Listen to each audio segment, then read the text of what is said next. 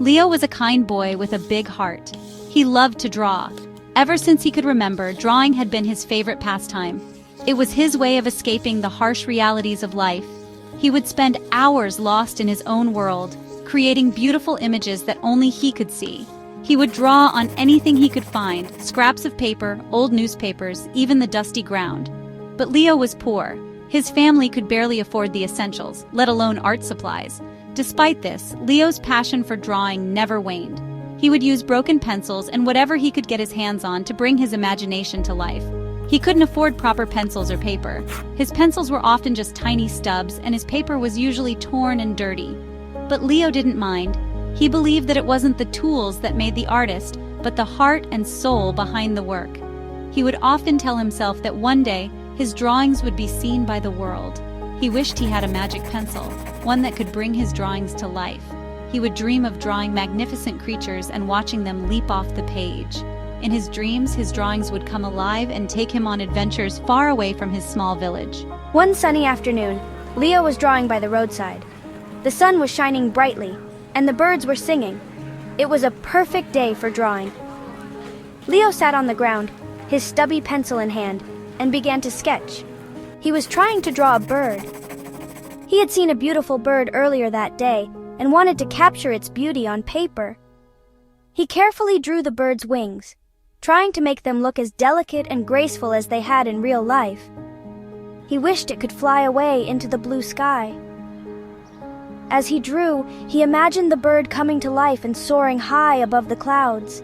He could almost see it flapping its wings and hear its joyful song.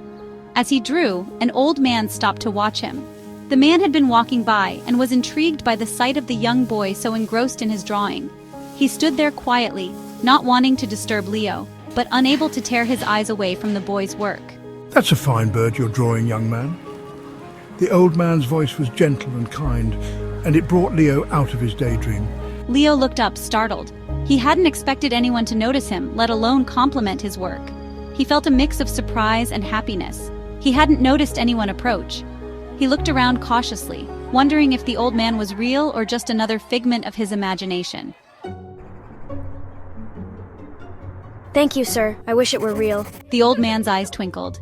He reached into his bag and pulled out a shiny golden pencil. It shimmered in the sunlight. "This is for you. It's a magic pencil. Anything you draw with it will come to life." Leo stared at the pencil in amazement. Could this be true? "But why me?" The old man smiled warmly. "Because you have a kind heart, young artist. Use it wisely." And with that, the old man walked away, disappearing as quickly as he had come. Leo looked at the golden pencil in his hand. It was unlike any pencil he had ever seen before. The pencil had intricate designs etched into its surface, and it seemed to glow with a soft, golden light. Leo had found it in an old dusty attic while exploring his grandmother's house. She had always told him stories about magical objects, but he never truly believed them until now. It felt warm and alive. The warmth was comforting, almost as if the pencil had a heartbeat of its own. Leo could feel a strange energy coursing through it, connecting with him. He wondered what kind of magic it held and what adventures awaited him. He decided to test it out. With a mix of excitement and curiosity, Leo picked up a small stone from the ground. He remembered his grandmother's tales of enchanted objects that could bring drawings to life. Could this pencil really do that? He picked up a small stone and drew a juicy red apple on it. The pencil moved effortlessly, as if guiding his hand. The drawing was so vivid and lifelike that it almost looked real. As soon as he finished, the drawing shimmered. A soft glow surrounded the apple, and Leo could hardly believe his eyes. The magic was happening right in front of him. The stone transformed into a real apple, right before his eyes. The apple was bright red and looked delicious. Leo reached out and touched it, feeling its smooth, cool surface. He took a bite, and it was the sweetest apple he had ever tasted. Excited, Leo drew a playful puppy next. He had always wanted a puppy, and now he had the chance to bring one to life. He carefully sketched the outline of a small, fluffy dog with big, expressive eyes. The puppy wagged its tail and barked happily. It was as if the drawing had come to life with all the energy and joy of a real puppy. Leo laughed as the puppy ran around him, its tail wagging furiously. It was real! Leo laughed with delight. He couldn't believe the magic pencil had actually worked. The possibilities seemed endless. and he felt a rush of excitement thinking about all the things he could create. The magic pencil was everything he had ever dreamed of. Leo felt like he had stepped into one of his grandmother's stories. He knew he had to be careful with such a powerful tool, but he couldn't wait to see what else he could bring to life. He couldn't wait to show his best friend Max. Leo ran towards the park, eager to share his discovery. He imagined the look on Max's face when he saw the magic pencil in action. Together, they would have the most amazing adventures. Max was amazed when he saw the magical pencil. At first, he was happy for Leo. This is incredible! Max exclaimed, his eyes wide with wonder. They spent the afternoon drawing wonderful things. They brought to life a beautiful garden filled with colorful flowers and a flock of chirping birds. But as the day went on, Max changed. He became greedy. Imagine all the riches we could have. We could draw gold and jewels. He urged Leo to draw more and more extravagant things. Leo, caught up in the excitement, felt a rush of adrenaline as he sketched furiously. Each stroke of the pencil seemed to bring his wildest dreams to life. The magical pencil, a gift from an old mysterious traveler, had the power to turn drawings into reality. Leo's heart raced as he imagined the endless possibilities. He gave in to Max's greed, unable to resist the allure of creating more and more. Max, his best friend, had always been the more ambitious one, constantly pushing Leo to draw bigger and grander things. The promise of unimaginable wealth and luxury was too tempting to ignore. I can't believe this is happening, Max. This is beyond our wildest dreams. Look at all this treasure. It's like a dream come true. Leo drew piles of gold coins, sparkling diamonds, and even a giant mansion with towering pillars. Each new creation seemed more magnificent than the last. The mansion was a masterpiece, with grand halls, luxurious rooms, and opulent decorations.